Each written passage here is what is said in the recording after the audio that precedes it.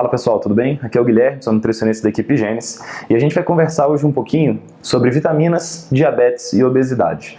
Quando a gente fala desse complexo B, a gente está falando naturalmente de uma série de vitaminas, mas aqui hoje a gente vai dar um enfoque mais interessante para quem? Para tiamina, vitamina B1, tá? Então quando a gente fala dessa tiamina, é importante que a gente fale de sua forma ativa, né? E quando nós falamos de vitamina B1, então a gente está falando da tiamina pirofosfato, né? Então percebam o seguinte, o nosso corpo ele recebe a tiamina e por uma série de processos ele transforma em tiamina monofosfato, depois ela é internalizada então para o meio celular e lá ela se transforma em tiamina pirofosfato.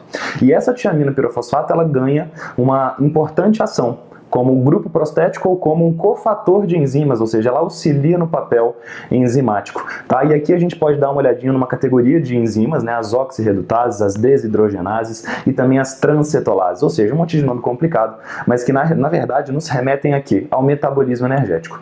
Então se a gente der uma olhadinha aqui um pouco mais a fundo, a gente percebe que ela é internalizada, ou seja, ela atinge o meio sérico, ela vai para o sangue e lá ela é dispersada, ela é distribuída entre todos os tecidos. Então se a gente for olhar aqui em tecido muscular, células renais, sistema nervoso e mesmo uma série de outros órgãos, todos aparecem escrito essa denominação que eu trouxe aqui para vocês, metabolismo de açúcar. E o que eu quero dizer com isso? Basicamente estou querendo falar para vocês, mostrar para vocês que existe uma grande importância da vitamina B1 no que diz respeito ao metabolismo energético. Por isso, esse metabolismo de açúcares, porque ele processa o açúcar, dá finalidade a este açúcar do ponto de vista bioenergético, certo? Então, quando a gente dá uma olhadinha, a gente percebe que ter um status de vitamina B1 é imprescindível. E aí a gente se questiona, poxa, beleza, é fácil ter um status de vitamina B1 adequado, uma vez que no nosso meio alimentar, nas nossas fontes dietéticas, a gente tem bastante vitamina B1, de acordo, tá? Mas o problema é que a gente tem que considerar o indivíduo de forma particular, de forma específica, certo? E quando a gente encara isso dessa maneira, a gente percebe que indivíduos obesos, indivíduos diabéticos, não somente diabéticos, mas indivíduos que têm um constante quadro hiperglicêmico, ou seja, glicemia elevada de maneira constante, eles possuem uma maior predisposição à carência da vitamina B1. E a gente tem que tomar muito cuidado com esse paciente. Então esse trabalho aqui foi muito interessante porque ele constatou o seguinte, ele viu que mesmo indivíduos com uma dieta adequada, ou seja, com aporte adequado de vitamina B1, eles apresentavam uma redução nos níveis de tiamina pirofosfato, a forma ativa da vitamina B1. E somente aqueles indivíduos que tiveram uma elevação das quantidades dietéticas, ou seja, que foram suplementados com a B1, que tiveram a normalização dos níveis. Então por isso que a gente sempre fala o seguinte, pegou um indivíduo diabético, pegou um indivíduo com hiperglicemia constante, tome cuidado.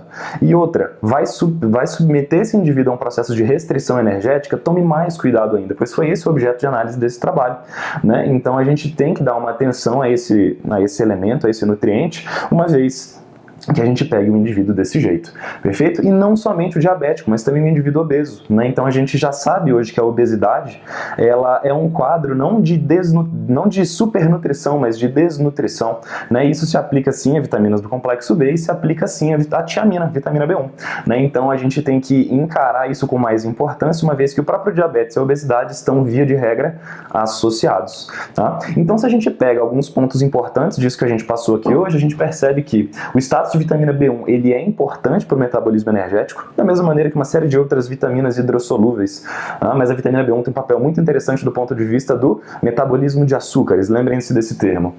Indivíduos obesos e diabéticos possuem uma maior propensão de carência, ou seja, cuidado com eles, sentou na sua frente no consultório, já liga o radar. Obesidade e diabetes estão comumente associadas, então isso reforça a nossa necessidade de atenção.